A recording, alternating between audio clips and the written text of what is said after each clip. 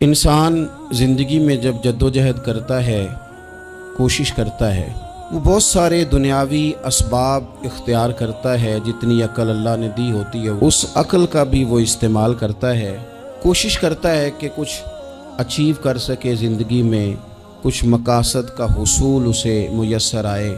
عزیز بھائیوں، ایک بات اپنے ذہن میں اچھی طرح بٹھا لیں اور لکھ لیں کہ زندگی میں جو کسی بندے کو کامیابی حاصل ہوتی ہے وہ رب تعالیٰ کی مدد سے حاصل ہوتی ہے۔ اگر رب تعالیٰ مددگار ہو تو پھر کوئی چیز بھی رستے میں رکاوٹ نہیں بنتی، اور اگر مالک کریم کو منظور نہ ہو تو انسان بہترین سیاستدان ہو، اچھا ایڈمنسٹریٹر ہو، اس کا ذہن بڑی وسعت رکھتا ہو، بڑی اچھی پلاننگ کرنا جانتا ہو، سارا کچھ ہو، تو بندہ ناکام ہو جاتا ہے۔ مسلمانوں کو جتنی کامیابیاں ملیں ان کا پس منظر صرف اتنا تھا کہ اللہ تبارک و تعالیٰ نے اپنے بندوں کی مدد فرمائی، اور اب تعالیٰ نے قرآن مجید میں اس حقیقت کا بیان کیا، فرمایا بل اللہ مولاکم، فرمایا بلکہ اللہ تمہارا مولا ہے، وَهُوَ خَيْرُ النَّاصِرِينَ، اور وہ بہترین مددگار ہے۔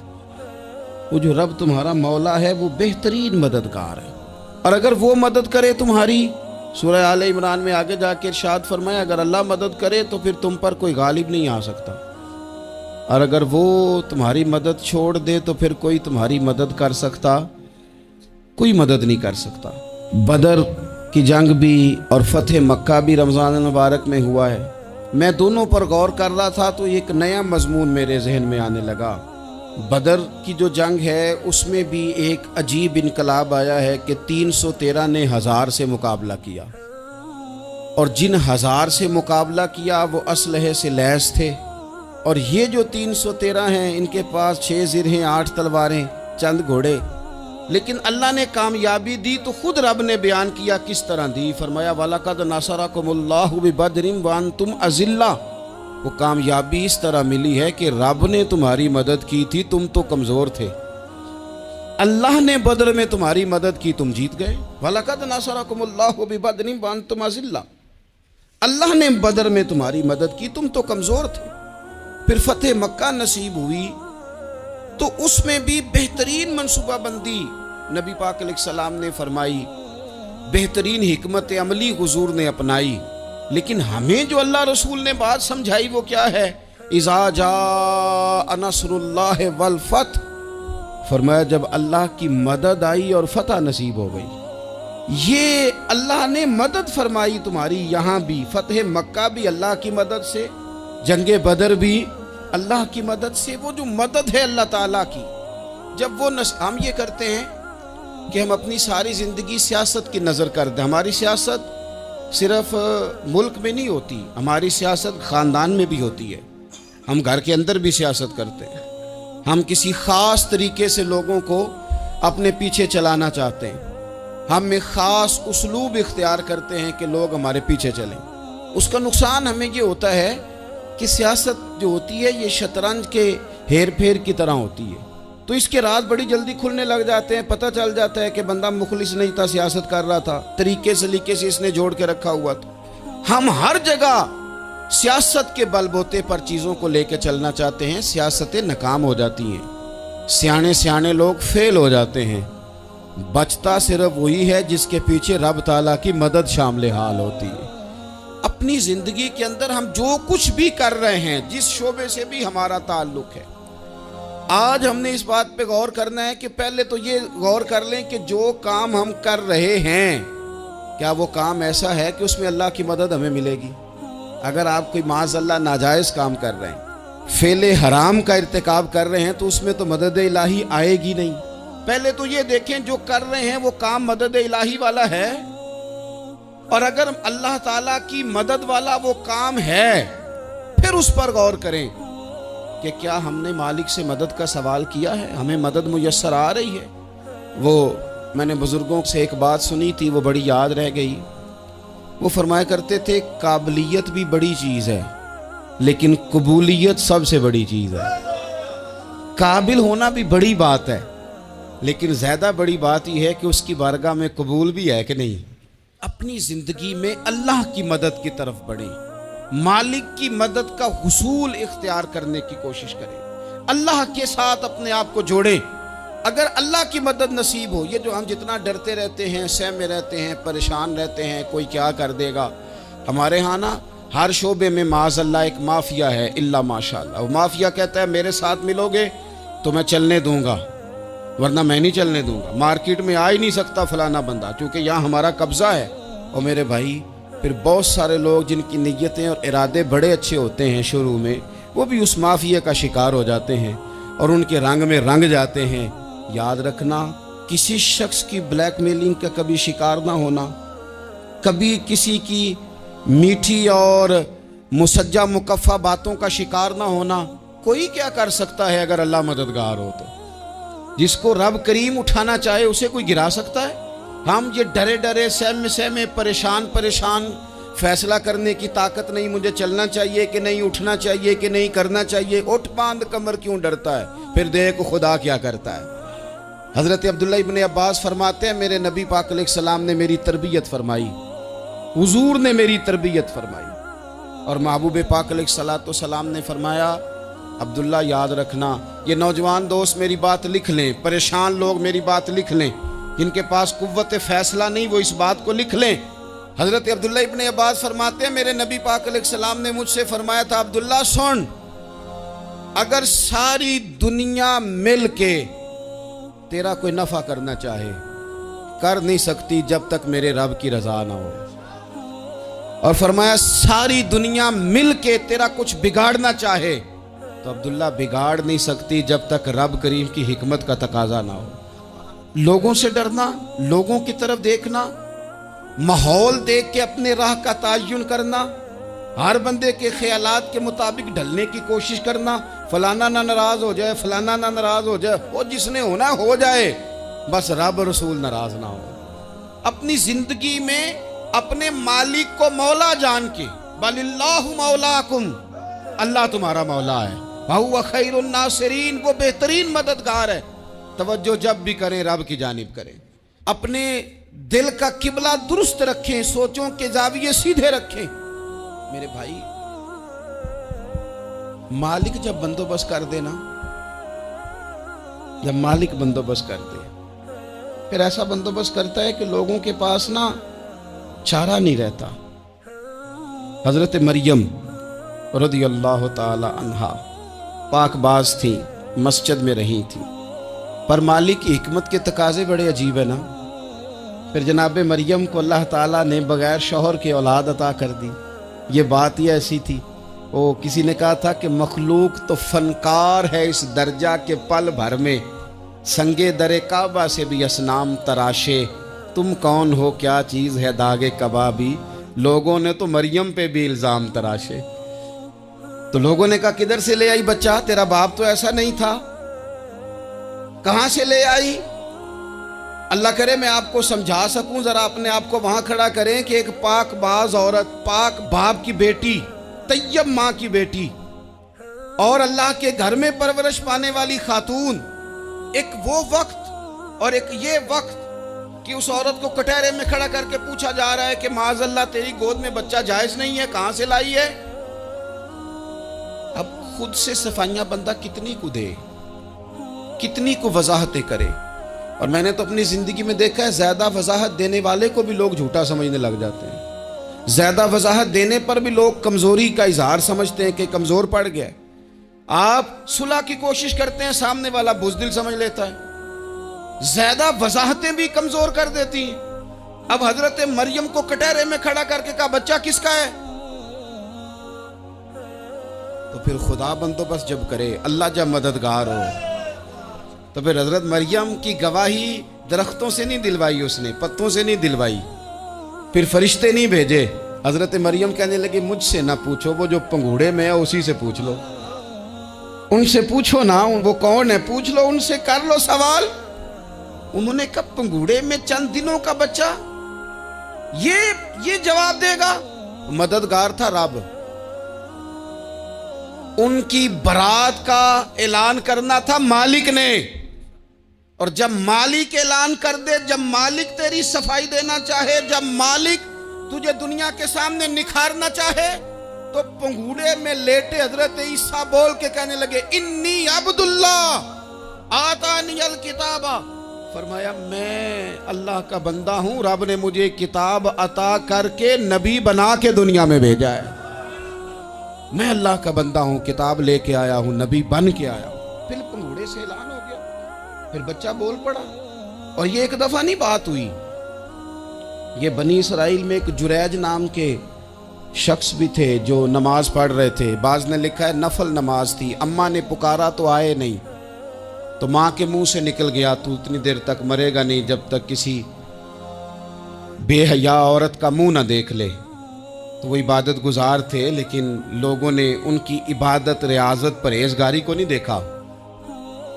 बस एक औरत को भेज के इल्जाम लगवा दिया। वो औरत आया जाया करती थी, अब आ जाती हैं औरतें, मसला पूछने की नीयत से भी आ जाती हैं। माहौल में कुछ जगह ऐसी भी हैं जहां औरतें दम कराने के बहाने आ जाती हैं। वो खातून आती जाती थी उस खानकाह पे, आस्ताने पे, ये बुखारी में मौजूद है।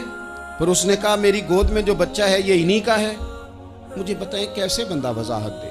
हालात खराब हो गए, लोग कुटिया जलाने लगे, माहौल और तरह का बन गया। मेरे नबी पाक अलैहिस्सलातु सलाम फरमाते हैं, फिर उस रब के बंदे ने कहा मालिक तू करीम है, तेरी मशीयत का तकाजा आया जो मेरी माँ ने जुमले बोले थे, पर अब मैं वजाहत देने के काबिल नहीं रहा, अब तू ही करम करेगा तो दरवाज़ा खुलेगा।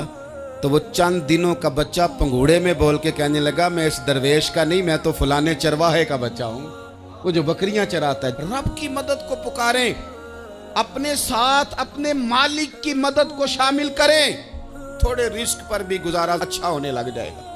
सारे लोग आपको गिराने की तदबीरें कर रहे होंगे और मालिक आपको इज्जतें अता फरमा देगा, उसकी बारगाह से हिकमत का तकाजा और हो जाएगा। हमने सारी जिंदगी लोगों को राजी करने में गुजार दी, सारी जिंदगी बुढ़ापा आ गया बच्चों को पालते, और बच्चों ने आखिरी उम्र में कह दिया अब्बा अगर कोई ढब का काम कर लेते तो आज हमारे दिन भी फिर न जाते। सारी जिंदगी गुजार दी बहन भाइयों को राजी करने में, सारी जिंदगी गुजार दी जिम्मेदारियां उठाने में। उनको 99 दफा दिया, एक दफा नहीं दिया तो उन्होंने कह दिया तूने तो कभी दिया ही नहीं, तू था ही नहीं। सारी जिंदगी मोहल्लेदारों, इलाके वालों को राजी करने में गुजार दी। और मैंने ऐसे लोग भी देखे दीन के लिए वक्त गुजारा, लेकिन जब बुढ़ापे में दांत काम न करते थे तो वक्त के मुफ्तियों को भी मस्जिदों की कमेटियों ने कह दिया अब आपकी समझ नहीं आती, हमने खतीब को यौर रखना है, न देखो दुनिया की तरफ, दुनिया रुला देती है, न राजी करो बंदों को, बंदे थका देते हैं, न पीछे भागो हर वक्त दुनियादारों के, ये इंसान को कमजोर कर देते हैं। वो तो करीम ही बड़ा है, 2 आंसू जमीन पर बाद में गिरते हैं, बंदे के गुनाह सारे पहले माफ फरमा देता है। अल्लाह की मदद का हुसूल, अपने मालिक की मदद की तरफ बढ़ना, आपको बदर की जंग भी यही दरस देगी, आपको ओहद का मैदान भी यही सबक देगा, फतेह मक्का भी यही सबक देगा। मेरे दोस्तों, जब रब मदद फरमाए, जब अल्लाह मददगार बने।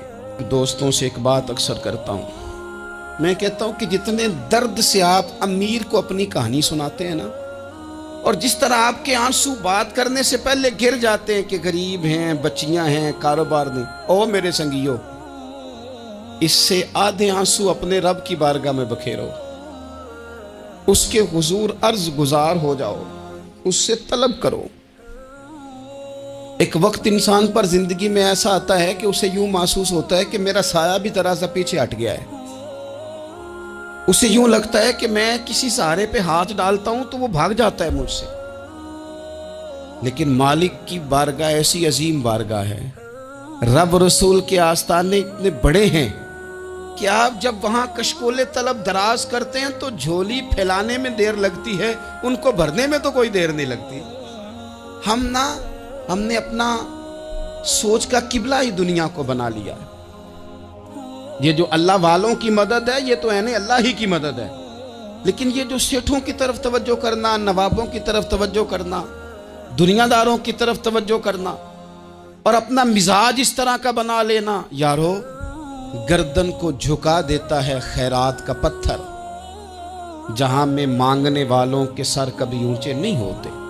اور اقبال کہتے ہیں غیرت ہے بڑی چیز جہان تگ و دو میں، پہناتی ہے یہ فقر کو تاج سردارا۔ میں عرض کروں گا کہ اپنی آپ جب توجہ کا قبلہ اللہ رسول کو بنائیں گے تو رب فرماتے وَيَرْزُقْهُ مِنْ حَيْثُ لَا يَحْتَسِبُ، میں نہ تجھے وہاں سے رزق دوں گا جہاں سے کبھی تیرا گمان بھی نہیں گیا ہوگا، یہاں سے بھی مل سکتا ہے، تو نے سوچا بھی نہیں ہوگا۔ بخاری شریف میں حدیث ہے، حضرت جابر ابن عبداللہ فرماتے ہیں نبی پاک صلی اللہ علیہ وسلم نے نا 300 لوگوں کا ایک لشکر روانہ کیا کسی مہم کے لیے، کسی جہاد کے لیے۔ حضرت ابو عبیدہ بن جراح رضی اللہ تعالیٰ عنہ امیر لشکر تھے۔ فرماتے ہیں غربت اتنی زیادہ تھی، بھوک اتنی زیادہ تھی کہ ایک ایک کھجور دن میں ایک وقت کھانے کو ملتی تھی، اور کچھ دن ایسے آئے کہ اب کھجور بھی نہیں مل رہی۔ فرماتے ہیں اتنی زیادہ بھوک لگی مجاہدین کو، 300 بندہ پتے کھا کے گزارا ہونے لگ گیا۔ یہ بخاری میں موجود ہے۔ آپ فرماتے ہیں کہ دریا کے کنارے ہمارا پڑاؤ تھا، ٹھہراؤ تھا۔ جب بھوک سے نڈھال ہو گئے نا، وَيَرْزُقْهُ مِنْ حَيْثُ لَا يَحْتَسِبُ، اللہ وہاں سے روزی دیتا ہے، گمان بھی نہیں ہوتا۔ فرماتے ہیں ایک مچھلی اللہ تعالیٰ نے دریا کے کنارے بھیجی، فرماتے ہیں وہ تھی تو مچھلی پر پہاڑ جتنی تھی۔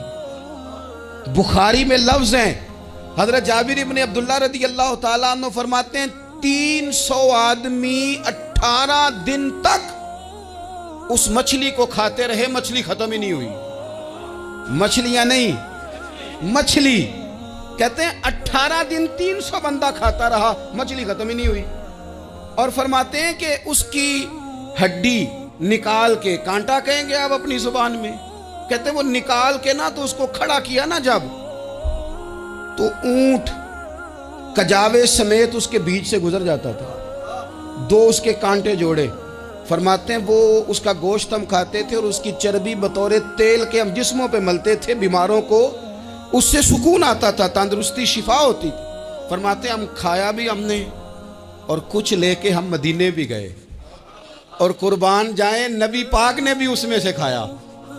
ہم نے عرض کی حضور یہ معمہ کیا ہے، یہ ماجرا کیا ہے؟ تو محبوب نے فرمایا تمہارے پاس غذا نہیں تھی، رب نے تمہارے لیے بندوبست کیا ہے، اللہ نے تمہیں دیا ہے۔ مکان شروع کر لیا، ایک صاحب نے مکان بنانے لگے، آپ وہ حساب لگا رہے ہیں، کہتے ہیں میرے پاس اتنے پیسے ہیں، اتنے میں نے فلانے دوست سے کہنا ہے اس نے دے دینے، اتنے فلانے رشتہ دار سے کہنا ہے اس نے دے دینے، اتنے فلانے سے کہنا ہے اس نے دے دینے۔ یہ ساری کاپی بنا کے مکان شروع کر لیا۔ جو روز کہتا تھا نا کوئی حکم ہو جاتے 10 سب سے پہلے اس کو کہا میاں پیسے چاہیے دن، وہ کہندا ہو کل ہی منڈا ٹوریا ہے، کہتے تو پرسوں 10 داتے لب جانے سن۔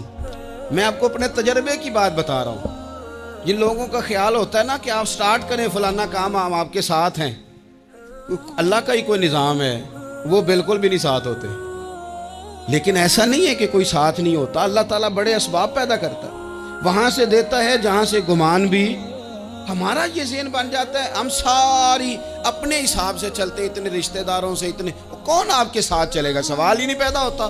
یہ سارے کام چھوڑ کے سب سے پہلے 2 رکعتیں پڑھو، اپنے رب کی بارگاہ میں، رسول کائنات کی بارگاہ میں گزارشات اور استغاثے پیش کرو، وہاں سے خیر طلب کرو۔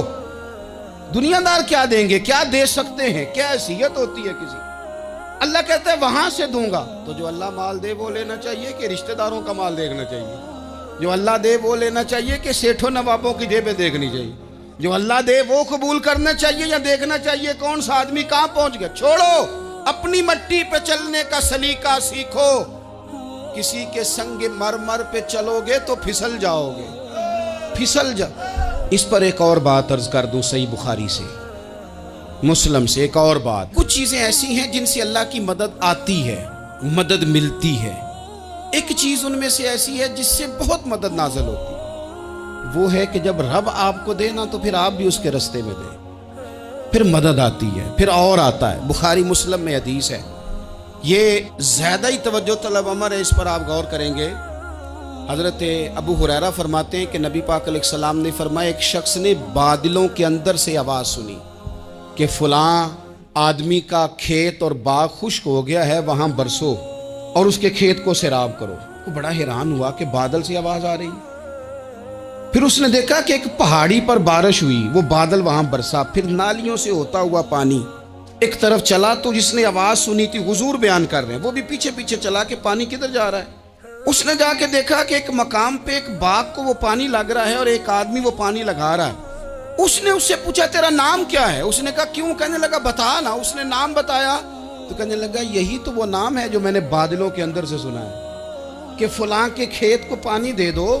اس نے کہا یار تو کیا عمل کرتا ہے کہ اسپیشل تیرے لیے بارش برسے؟ یہ بخاری پڑھ رہا ہوں، سیاستہ سے حدیث عرض کر رہا ہوں۔ اس سے پوچھا تو کیا کام کرتا ہے کہ جناب اللہ تبارک و تعالیٰ کا حکم کرم آیا کہ خاص تیرے لیے پانی برسے اور تیرے کھیت کو سیراب کرے؟ تو اس نے کہا چھوٹا ذمہ دار ہوں، پر جب فصل اگتی ہے تو 3 حصے کرتا ہوں۔ ایک حصہ اپنے بال بچوں پہ، بہن بھائیوں پہ خرچ کرتا ہوں، ایک حصہ پورا، اور ایک حصہ دوبارہ کاشتکاری پہ لگاتا ہوں، اور تیسرا حصہ خالص میں نے مسکینوں، یتیموں اور غریبوں کے لیے رکھا ہوا۔ وہ جو تیسرا حصہ، اللہ کرے آپ سمجھے، وہ رب کے بندوں پہ تیسرا حصہ خرچ کرتا ہے نا، تو کریم مالک نے فرمایا جہاں سے غریب کا حصہ جاتا ہے وہ کھیت خشک نہیں رہنا چاہیے، وہ جہاں سے مسکین روٹی کھاتے ہیں وہ خشک نہ رہے، جہاں سے یتیموں کو کچھ آتا ہے کہیں اس کی فصل رہ نہ جائے۔ میں اور آپ بھی اگر اپنے مال میں مسکینوں، یتیموں، غریبوں کے حصے رکھ لیں گے تو فصلیں خشک نہیں رہیں گی، ان کے اندر تازگی آئے گی، نور آئے گا، کرم آئے گا، خاص کر خدا کی رحمت برسے گی۔ مدد اللہ سے چاہیں، اپنی توجہات کا مرکز رب رسول کی ذات کو بنائیں، پھر آپ محسوس کریں گے کہ بڑی جلدی اللہ تعالیٰ کی مدد آنے لگی ہے۔ کبھی آپ صرف کہہ دیں نا میرا رب میرے ساتھ ہے، اس لفظ میں اتنی طاقت ہے کہ دشمن ویسے زہر ہو جاتا ہے۔ زندگی میں کسی سے بھی لڑائی ہو اچھی طرح سوچ لیں کہ اللہ اس طرف ہے یا اس طرف ہے۔ اگر آپ زیادتی پہ ہیں تو پھر رب مظلوم کی جانب ہے۔ اگر اللہ کی مدد آپ کے ساتھ ہے تو دنیا کی کوئی طاقت آپ کو گرا نہیں سکتی، اور اگر آپ مظلوم کے مقابلے میں ظالم بن کے آپ کھڑے ہو گئے ہیں اور آپ نے رویہ وہ اختیار کیا ہے کہ جس میں مدد نہیں آئے گی، تو پھر یاد رکھ لیں کہ آپ کوئی بھی ہیں، کہاں بھی ہیں، آپ کمزور ہیں۔ طاقتور تھے ابتدائے اسلام میں، ظاہری طاقت تھی کفار مکہ کے پاس، وہ ڈنڈوں سے مارتے تھے غریبوں کو، ان کے ہاتھوں میں ڈنڈے تھے، پر خدائی طاقت ان مظلوموں کے ساتھ تھی۔ صاحب زرقانی نے لکھا ہے حضرت زنیرہ رضی اللہ تعالیٰ عنہ ایک لونڈی ہیں، غریب ہیں، ماڑے دا کی کام محمد ناس جانا یا رونا، غریب سادی بی بی اور لونڈی کنیزہ، ایک مشرک کی کنیزہ تھی، انہوں نے کلمہ پڑھ لیا، وہ ڈنڈوں سے مارتا، دروں سے مارتا، تکلیف دیتا۔ حضرت زنیرہ رضی اللہ تعالیٰ عنہ کو اتنا مارا، اتنا مارا۔ اب آپ ایک اور پہلو پر بھی غور کریں، مار بھی پڑ رہی ہے پر خدا ادھر ہی ہے، اللہ کی مدد ادھر ہی ہے۔ رب کہتا ہے کہ پہلے تو صبر کرنا، ان اللہ مع الصابرین، تو صبر کرے گا تو پھر رب کی معیت ملے گی، ذرا ٹھہرنا، تو تھوڑا ڈٹنا۔ ان الذین قالوا ربنا اللہ ثم استقاموا تتنزل علیہم الملائکہ، تو کہے اللہ میرا رب ہے، پھر تو پہلے ڈٹ، پہلے تو نے ڈٹنا ہے۔ ثم استقاموا، جو ڈٹ گیا، تتنزل علیہم الملائکہ، ڈٹنے والے کے لیے مدد آتی، پہلے تھوڑا ٹھہرنا پڑتا ہے، پہلے تھوڑا صبر کرنا پڑتا ہے، حوصلہ کرنا پڑتا، اس کے بعد مدد آتی۔ مار پڑ رہی ہے، مارا جا رہا ہے حضرت زنیرہ کو، ان کا مالک جو ہے ظاہری آقا وہ مار رہا ہے، یہ کنیزہ ہے، اتنا مارا اتنا مارا، ان کی بینائی چلی گئی، نظر آنا بند ہو گیا۔ ابو جہل آیا اور کہنے لگا زنیرہ دیکھا نا ہمارے بت تیری آنکھیں لے گئے، معاذ اللہ، لات و منات ہمارے بتوں نے تجھے اندھا کر دیا۔ اب ایسا نہیں ہے کہ بی بی روتی جا رہی ہے، روتی جا رہی ہے، مایوسی مایوسی، معاذ اللہ، پریشانی، غریبی بڑی ہے، پوچھنے والا کوئی نہیں، یہ باتیں نہیں۔ کیا جملے ہیں خاتون کے، کیا لفظ ہیں۔ ابو جال نے طنزیہ کہا، معاذ اللہ، کہنے لگا دیکھا نا ہمارے بتوں نے تجھے اندھا کر دیا۔ تو جناب زنیرہ آنکھوں کی بینائی گئی ہے، رات کو گئی ہے، دکھ ابھی تازہ ہے، لیکن اللہ پہ جو توکل ہے، اپنے مالک سے جو رشتہ ہے، وہ اتنا مضبوط ہے، اتنا طاقتور ہے، اس میں اتنی گہرائی ہے کہ حضرت زنیرہ بول کے نا اتنی قوت سے بولی، اتنی طاقت سے بولی کہ پورے کفر پر لرزہ طاری ہو گیا۔ فرمانے لگی تمہارے بتوں کی کیا اوقات ہے کہ وہ میری بینائی لے جائیں؟ یہ میری رب کی حکمت کا تقاضا ہے۔ جب تک اس نے چاہا زنیرہ دیکھتی رہی، اور جب اس نے چاہا زنیرہ کی آنکھوں کی بینائی چلی گئی، اور اگر وہ چاہے گا نا تو بینائی واپس بھی کر دے گا۔ اگر ہو ذوق یقین پیدا تو کٹ جاتی ہیں زنجیریں، اگر وہ چاہے گا تو بینائی آ بھی جائے گی۔ حضرت زنیرہ نے رات کو یہ لفظ کہے، ابو جہل اور سارے کفار ڈر کے سن کے چلے گئے، آپ اطمینان سے آ کے بستر پہ سوئی۔ جب سویرے اٹھی تو اللہ نے آنکھوں کی روشنی واپس کر دی تھی۔ آنکھوں کی اب چھڑی پکڑی ہے، بازاروں میں گھومتی ہے، کہتی ہیں بلاؤ کدھر ہے تمہارے نات و منات، دیکھو میرے رب نے روشنی واپس کر دی۔ آ کر میرے ساتھ ادھر آ، ستمگر ہنر آزمائیں، تو تیر آزما ہم جگر آزمائیں۔ بیمار لوگوں یاد رکھو، کہہ دیا ڈاکٹر نے کہ تو بڑا بیمار ہے، تو بڑا کمزور ہے، یہ ہو گیا وہ ہو گیا، تو ڈاکٹر اپنے علم کے مطابق بات کر رہا ہے، ہوگا تو وہ جو میرا رب چاہے گا۔ کمزور ہو جانا، پریشان ہو جانا، تکلیف میں آ جانا، پتہ نہیں بات ہو گئی ہے تو جانے کیا ہو جائے گا۔ اپنی زندگی کے اندر اپنے رب سے رشتہ مضبوط کریں، رسول کائنات سے رشتہ مضبوط کریں، اللہ والوں سے رشتہ مضبوط کریں۔ حضرت زنیرہ نے پیغام دیا کہ زندگی میں جو جینا چاہتے ہیں تو وہ رب کا نام لے کے جی سکتے ہیں، جو اپنی زندگی میں خوشیاں دیکھنا چاہتے ہیں تو رسول اللہ کے نام پر خوشیاں دیکھی جا سکتی ہیں۔ توکل کی بنیاد پر بندہ خوشیاں لے سکتا ہے، اور اگر انسان میں توکل نہیں ہے تو پھر وہ اس کالے جادو سے بھی ڈر رہا ہے، وہ نیلے سے بھی ڈر رہا ہے، وہ پیلے سے بھی ڈر رہا ہے، وہ فلانے سے بھی ڈر رہا ہے، وہ میرے خلاف فلانا رشتہ دار سازش کر رہا ہے تو ڈر رہا ہے، فلانا میرے بارے میں یہ کر رہا ہے تو ڈر رہا ہے، وہ پتہ نہیں دنیا ادھر ہو جائے گی تو کیا ہو جائے گا، اٹھ باندھ کمر کیوں ڈرتا ہے، پھر دیکھ خدا کیا کرتا ہے۔ تو اس ساری گفتگو کا نچوڑ آپ کو یہ عرض کیا ہے، سب سے پہلے تو یہ کہ میدانوں میں مدد بھی اللہ کی، رزق میں مدد بھی اللہ کی، فصلیں خشک ہوں تو مدد پھر بھی اللہ کرے، تو پھر ساری مدد، اور اگر انسان بیمار ہو تو پھر بھی مدد اللہ کی۔ تو اپنے اللہ کی جانب توجہ کو بڑھائیں، آپ اللہ سے مدد کے سوالی بنیں۔ ترمذی کی ایک حدیث ہے، میں آپ کو زندگی کا تجربہ بتاتا ہوں کہ جب میں بڑا پریشان ہوتا ہوں تو یہ والی روایت کھول لیتا ہوں، مزہ دیتی ہے۔